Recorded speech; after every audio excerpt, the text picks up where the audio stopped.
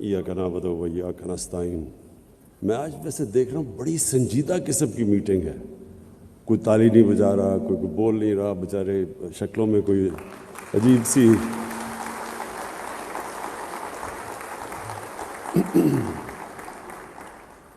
پہلے تو معید یوسف آپ کو میں مبارک دیتا ہوں، خراج تحسین پیش کرتا ہوں کہ یہ بڑی امپورٹنٹ آپ نے یہ جو سیکیورٹی ڈائلاگ ہے، یہ ہمارے ملک کے فیوچر کے لیے بہت امپورٹنٹ ہے۔ ہم نے کبھی اس طرح کی سیکیورٹی کے اوپر کوئی بات کی نہیں کہ ہمارے ذہن میں سیکیورٹی کا مطلب تھا فوج، اور ہم نے اس سے آگے کبھی سوچا ہی نہیں کہ سیکیورٹی ایکچولی ملٹی ڈائمینشنل چیز ہوتی ہے۔ سب سے بڑی اگر قوم میں انسیکیورٹی ہوتی ہے تو وہ تب جب اس کے ملک میں ایک چھوٹا سا جزیرہ امیر لوگوں کا ہو اور غریب کے سمندر کے بیچ میں ہو، یعنی جب ایک ملک کی پراسپیرٹی انکلوسیو نہ ہو، وہ ملک ہمیشہ انسیکیور رہتا ہے۔ تو میں جب مدینہ کی ریاست کی بات کرتا ہوں، مجھے بڑا افسوس ہوتا ہے کہ لوگوں کو اس چیز کانسیپٹ سمجھ ہی نہیں ہے مدینہ کی ریاست کیا ہے۔ وہ سمجھتے ہیں جی ووٹ لینے کے لیے بات کر رہے ہیں، یا کوئی پتہ نہیں اسلام کو استعمال کر رہے ہیں پولیٹکس کے لیے، اس لیے کیونکہ لوگوں نے اسٹڈی ہی نہیں کیا وہ ماڈل۔ وہ ایک اتنا یونیک ماڈل تھا کہ ایک عظیم لیڈر نے، وہ لوگ جن کی حیثیت ہی کوئی نہیں تھی، ان کو اس نے اکٹھا کر کے دنیا کا عظیم سویلائزیشن بنا دیا۔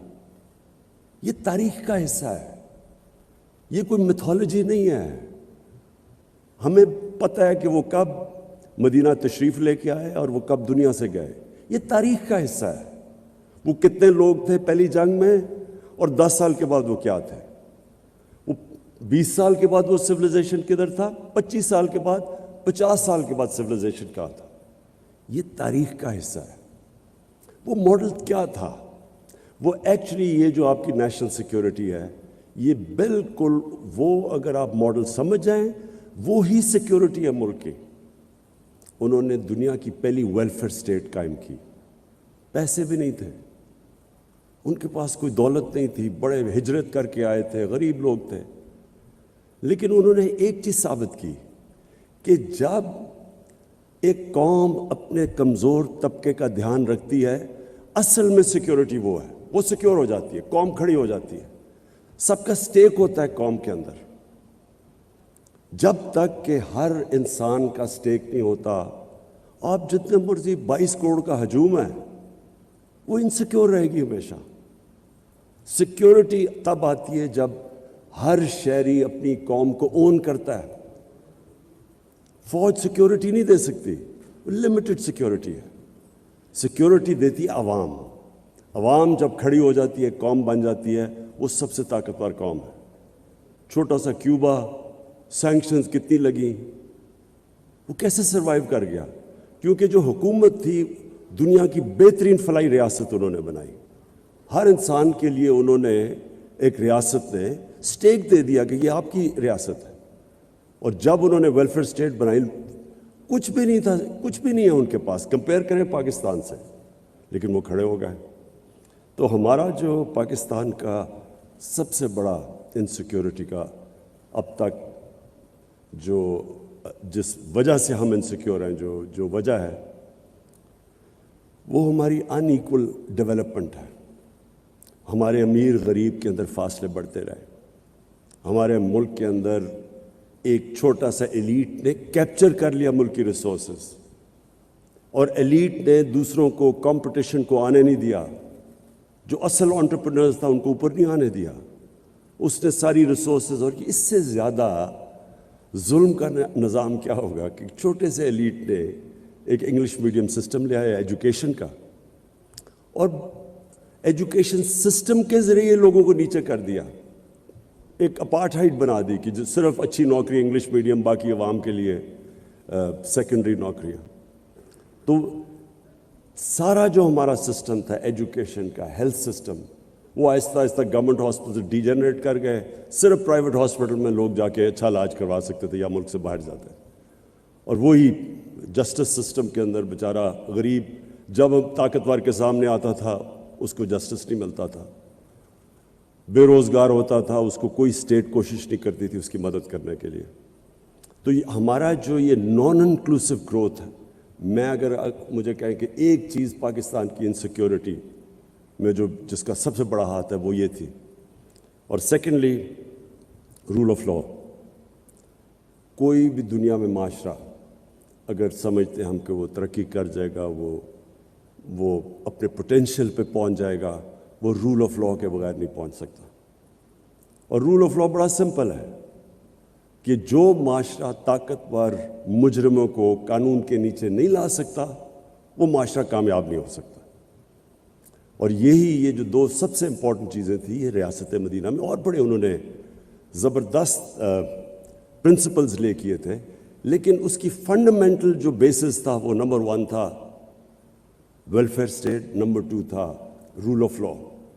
کیونکہ رول آف لا بھی لوگوں کو اسٹیٹ کے ساتھ جوڑ دیتا ہے.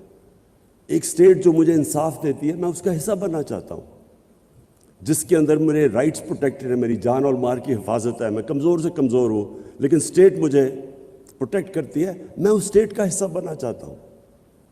تو اگر آپ یہ دیکھیں ہندوستان کی تاریخ تو اوپر سے کانکررز آتے تھے نارتھ سے, ایک دفعہ وہ نکلتے تھے افغانستان سے اور قبائلی علاقے سے سیدھا دلی تک پہنچتے تھے. ریزسٹنس کوئی نہیں ہوتی تھی, ہونے نہ ہونے کے برابر تھی. کیوں نہیں لوگ ریزسٹ کرتے تھے؟ کیونکہ لوگوں کا اسٹیک ہی نہیں تھا سسٹم میں. فیوڈل سسٹم تھا, اوپر جو بیٹھا ہوا تھا اس کو کوئی جو وہ چاہے کر سکتا تھا, نچلے والوں کے رائٹس ہی کوئی نہیں تھے. تو جو اوپر بیٹھا ہوتا تھا وہ اگر ریپلیس کر دیں تو ان کو فرق نہیں پڑتا تھا, دوسرا جو مرضی آ کے اوپر بیٹھ جائے. سو جو نیچے لوگ تھے جب آپ ان کا اسٹیک ہی نہیں تھا تو وہ سارے کوئی ریزسٹ نہیں کرتا تھا. افغانستان اور قبائلی علاقہ دیکھ لیں, ان کا بڑا ایگیلیٹیرین سسٹم تھا, ان کا رول آف لا بھی وہاں تھا, جو ان کا جرگہ سسٹم تھا, جوری سسٹم تھا, اور وہی جرگہ سسٹم ایک ڈیموکریٹک سسٹم تھا, ایک مشاورت تھی, کوئی اکیلا آدمی فیصلہ نہیں کرتا تھا. تو وہ لوگ اپنی آزادی کے لیے لڑتے تھے. یہ جو سارا قبائلی علاقہ انگریز کے ساتھ 80 سال لڑتا رہا. افغانستان ہے آپ کے سامنے, جو باہر سے آیا اسے ریزسٹ کیا, کیونکہ وہ لوگ آزاد لوگ ہی آزادی کے لیے لڑتے ہیں. جب آپ لوگ آزاد ہی نہیں ہیں تو وہ کون لڑے گا؟ تو یہ جو رول آف لا ہے یہ صرف یہی نہیں کہ لوگ اون کرتے ہیں اس سوسائٹی کو, بٹ وہ پراسپر بھی وہ کرتا ہے معاشرہ. یہ جو بار بار میں اپنے لوگوں کو یونائٹڈ نیشن سیکرٹری جنرل کی جو رپورٹ ہے, فیکٹ آئی پینل کی رپورٹ ہے, جس میں وہ کہتے ہیں کہ $1.6 ٹریلین, 1.6 ٹریلین ڈالر, 1600 ارب ڈالر ہر سال غریب ملکوں سے جاتا ہے امیر ملکوں سے اللیگلی, منی لانڈر ہو کے. غریب ملکوں سے جاتا ہے امیر ملکوں سے. کون لے کے جاتا ہے؟ طاقتور جو کرپٹ لوگ ہیں غریب ملک کے, جو رولنگ ایلیٹس ہیں, وہ چوری کر کے اپنے ملک کا پیسہ ویسٹرن کیپٹلز اور آف شور اکاؤنٹس میں لے جاتے ہیں. تو یہ سارے طاقتور ہیں, وہ کیوں نہیں روک سکتے؟ کیونکہ ان کا رول آف لا نہیں ہے. سسٹم طاقتور ڈاکو کو کنٹرول نہیں کر سکتا, اس لیے وہ غریب ہیں. نائجیریا دیکھیں, ان کے ابھی مجھے ڈیفنس منسٹر آئے تھے, میری ان سے میٹنگ ہوئی, تو میں نے ان سے پوچھا, میں نے کہا تمہارا تیل کا کیا ریونیو ہے؟ 80% نائجیریا کا جو ریونیو ہے وہ تیل سے آتا ہے, لیکن وہ غربت ہے. اور وہ خود مجھے کہتے ہیں کہ ہم کرپشن نہیں کنٹرول کر پا رہے ہیں. کرپشن چھوٹے لیول کی ملک کو تباہ نہیں کرتی, لوگوں کے لیے انکنوینئنس ہے. لیکن جو ٹاپ لیول کی کرپشن ہے, بیسکلی جو لوگ, جس طرح ہمارے نبی صلی اللہ علیہ وسلم نے کہا تھا کہ تمہارے سے پہلے بڑی قومیں تباہ ہوئی, طاقتور چوری کرے تو اس کو چھوڑ دو, غریب چوری کرو تو جیل میں ڈالو. تو بیسکلی یہ سیکنڈ میری ریزن ہے کہ جب تک ایک قوم رول آف لا اسٹیبلش نہیں کرتی وہ ہمیشہ ونربل رہتی ہے, کیونکہ اکانومی اس کی کبھی تکڑی نہیں ہوتی. اور تیسری چیز, خودداری, انڈیپینڈنٹ فارن پالیسی. یہ انڈیپینڈنٹ فارن پالیسی کیوں ضروری ہے؟ ہم اپنا پاکستان کی اپنی تاریخ دیکھ لیں. ہماری انڈیپینڈنٹ فارن پالیسی ہوئی نہیں. شروع میں تو اٹ میڈ سینس. ہمارے جب پاکستان بنا تو بینکرپٹ تھا, ریسورسز بھی نہیں تھی, ریفیوجی پرابلمس تھے. تو تب تو گورنمنٹس نے, جس طرح سیکنڈ ورلڈ وار میں مارشل پلان آیا یورپ میں, کہ ایک بالکل ڈیوسٹیٹڈ سسٹم کے اندر تو آپ بورو کرتے ہیں یا ایڈ لیتے ہیں. لیکن جو ہماری ڈپینڈنسی ہو گئی اس کے اوپر, یہ سب سے بڑا نقصان ہوا ہے پاکستان کو. اگر مجھے کوئی کہنا کہ ایک آپ وجہ بتا دیں اس کے علاوہ رول آف لا اور انکلوسیو گروتھ نہ ہونے کی وجہ سے, اگر مجھے آپ کہنا ایک اور وجہ ہے کہ ہمارا ملک کیوں نہیں اپنے پوٹینشیل پہ پہنچ سکا. 60s میں پاکستان سارے ایشیا میں مثال دی جاتی تھی ایز اے ڈیولپمنٹ ماڈل, تو کیوں نہیں ہوا؟ اس کی وجہ یہ تھی کہ ہمارے میں ڈپینڈنسی سنڈروم آ گیا. ہم نے اپنے اندر جو انسان کے اندر اللہ نے طاقت دی ہے وہ ہم نے کبھی ڈسکور کرنے کی کوشش نہیں کی. ایک انسان اپنی پوٹینشیل پہ تب پہنچتا ہے جب وہ ریزسٹنس کے سامنے کھڑا ہوتا ہے, جب وہ انسان پش کرتا ہے اپنے آپ کو, اس کے اندر سے اللہ کا اتنا جو پوٹینشیل دیا وہ نکلتا ہے. جس طرح ایک اللہ نے انسان کو بنایا ایسا ہے کہ اگر وہ بازو کو ریزسٹ کرے گا, ویٹس اٹھائے گا, بازو تکڑا ہو جائے گا. بازو کو استعمال نہ کرے وہ سوکھ جائے گا. وہی انسان کا جو اصل پاور ہاؤس ہے, اس کا مائنڈ, جتنا وہ ریزسٹ کرتا ہے اتنی وہ اپنے اندر ڈسکور کرتا ہے اللہ نے کیا صلاحیتیں دی ہیں. قوم کا بھی یہی ہے. قوم کے اندر جب یہی شروع میں آ جائے کہ جی اگر ہمیں ایڈ نہیں ملے گی تو ہم چلیں گے نہیں, تو پہلے معافی سے شروع کریں. وہ قوم نہیں کبھی بنی.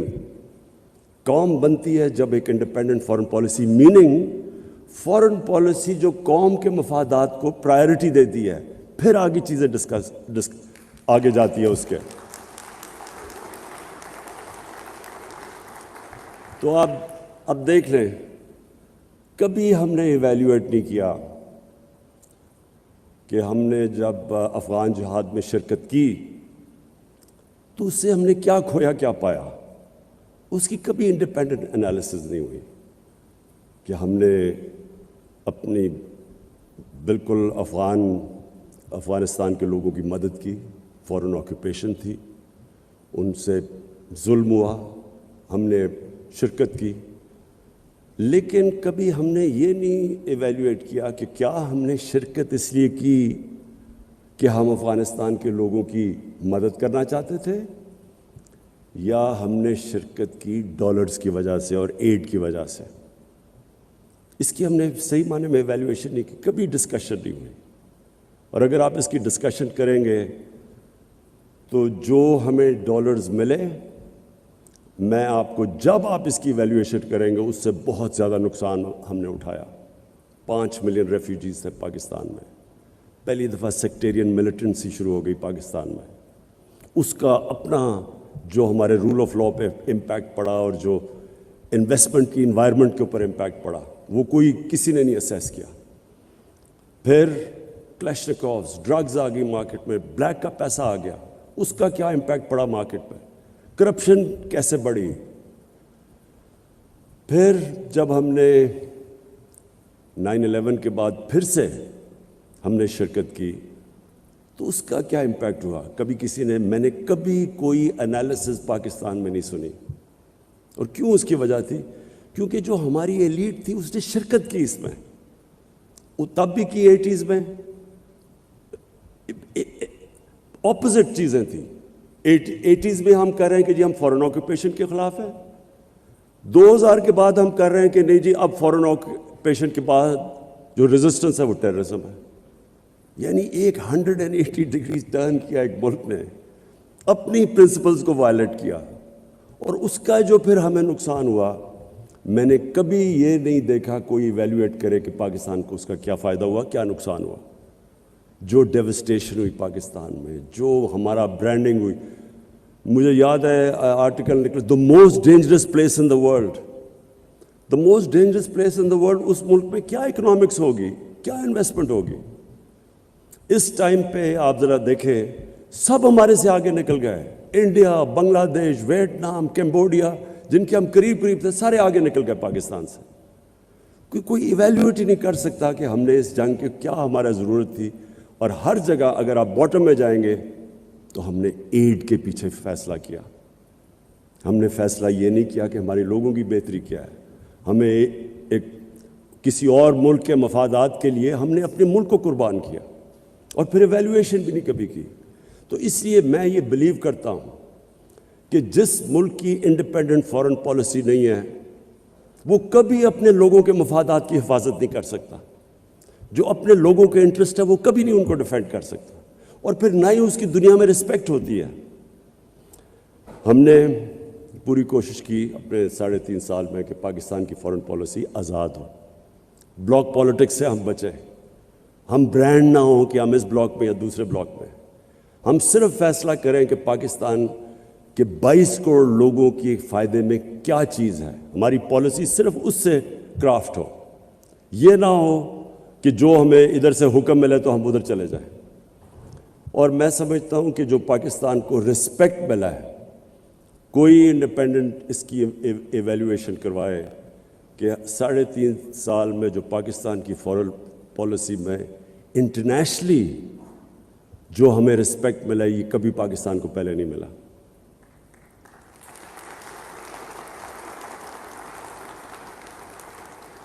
ہمیں بڑا ناراض ہو کے ایک ہمارے بڑے طاقتور ملک کہا جی آپ رشیا کیوں چلے گئے. ایک ملک کو کہہ رہے ہیں کہ آپ نے رشیا کا دورہ کیوں کیا ہے اور غصے ہو گئے ہیں. ہندوستان جو ان کا ایلائی ہے کوڈ کے اندر ان کا ایلائی ہے اس کی پوری مدد کر رہے ہیں.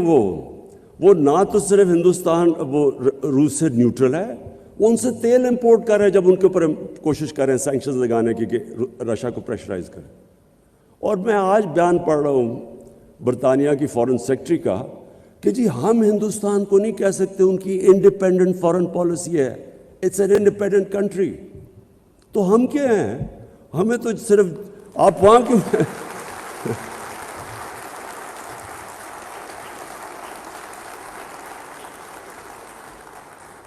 اور میں یہ کسی کو میں ایکچولی ان کو بلیم نہیں کرتا. یہ ہمارا قصور ہے. میں ابھی دیکھ رہا تھا کل ہمارے جنہوں نے اچکنے سلوائی ہوئی ہیں وہ انٹرویو دے رہے تھے جی امریکہ کو ناراض نہیں کرنا چاہیے. وہ کھڑے ہو کے انٹرویو دے رہے ہیں امریکہ کے بغیر ہمارا گزارا نہیں ہو سکتا. ان لوگوں کی وجہ سے آج ہم یہاں پہنچے ہیں. انہوں نے اپنے ملک کو اپنے ایلیٹ کے پھر سے میں ریپیٹ کرتا ہوں قوم کے نہیں ایلیٹ کے انٹرسٹ میں قربان کی اپنی قوم. ان کے لیے انہوں نے سارے ہمارے ملک کو ذلیل کیا دنیا میں. ہمارے اکنامک انٹرسٹ انہوں نے قربان کی اپنے ذاتی جن کے پیسے باہر پڑے ہیں دولت باہر پڑی ہوئی ہے. ڈر رہے ہیں وہ کہ جی وہ جو رشین اولیگارکس کے پیسے سے اور آف شور اکاؤنٹ سے ہو رہے ہیں وہ ان کے نہ ہو جائیں پھر. اس لیے یہ ہمارے سارے ملک کی عزت کو داؤ پہ لگاتے ہیں. کبھی کسی ملک کی عزت نہیں ہوتی جو اپنے پیر پہ نہیں کھڑا ہوتا. ہمیشہ خوددار انسانوں کی عزت ہوتی ہے. غیرت مند انسان کی ساری دنیا عزت کرتی ہے.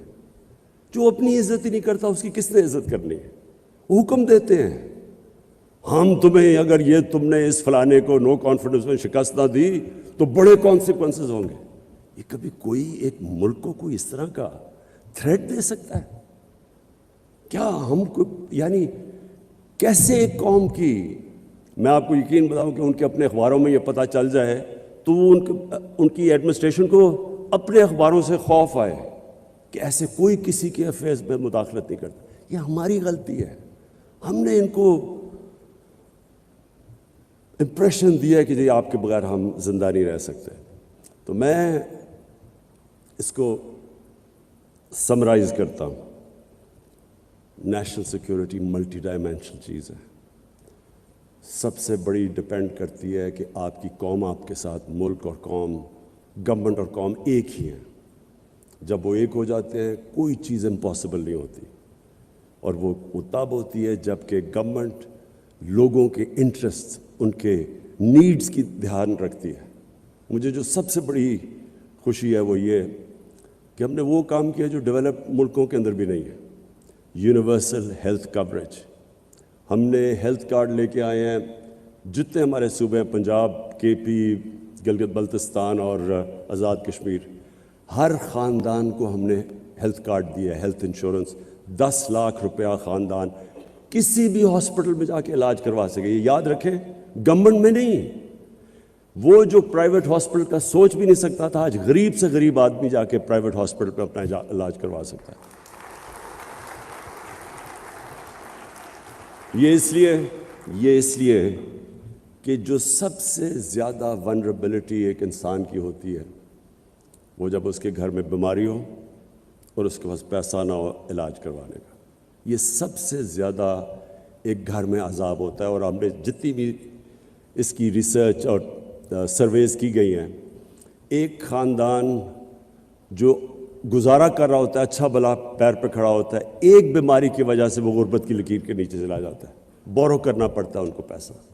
تو یہ میں سمجھتا ہوں کہ ہمارا سب سے بڑا ہماری اچیومنٹ ہے. اس کے بعد جو بھی ہمارے سوشل پروٹیکشن پروگرامز ہیں جو کبھی پاکستان میں نہیں آئے, تو کوشش یہ ہے کہ نچلے لوگوں کو اوپر اٹھائیں اور ان کو انکلوڈ کریں.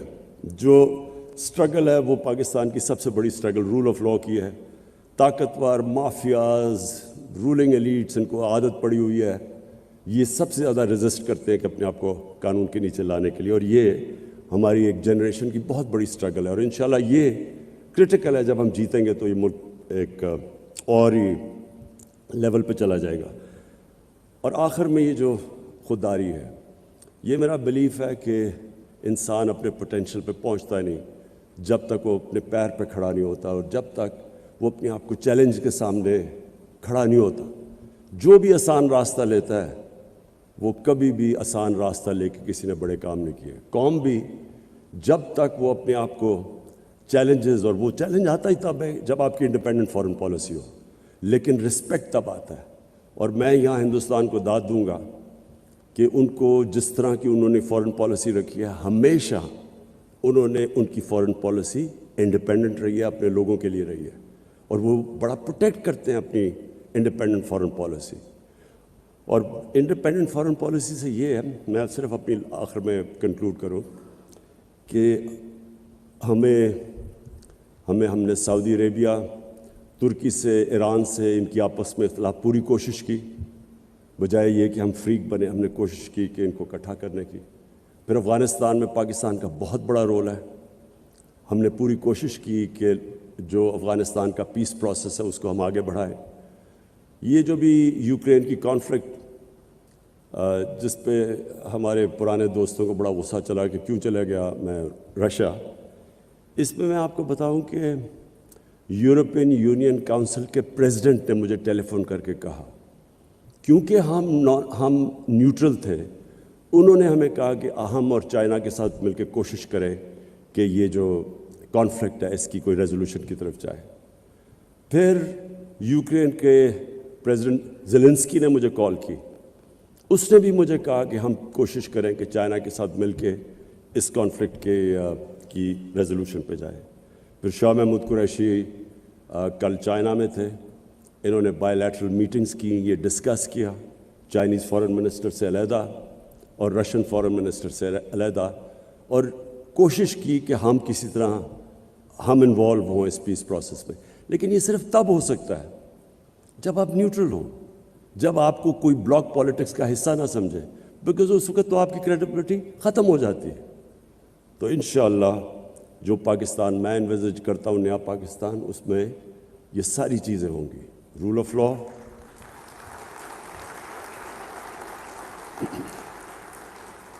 لاء, فلاحی ریاست جس میں انسانیت ہو, جس میں انکلوسیو گروتھ ہو, اور ایک انڈیپینڈنٹ فارن پالیسی جس کا صرف ایک مقصد ہو کہ ہمارے لوگوں کے انٹرسٹ کو پرائرٹائز کیا جائے.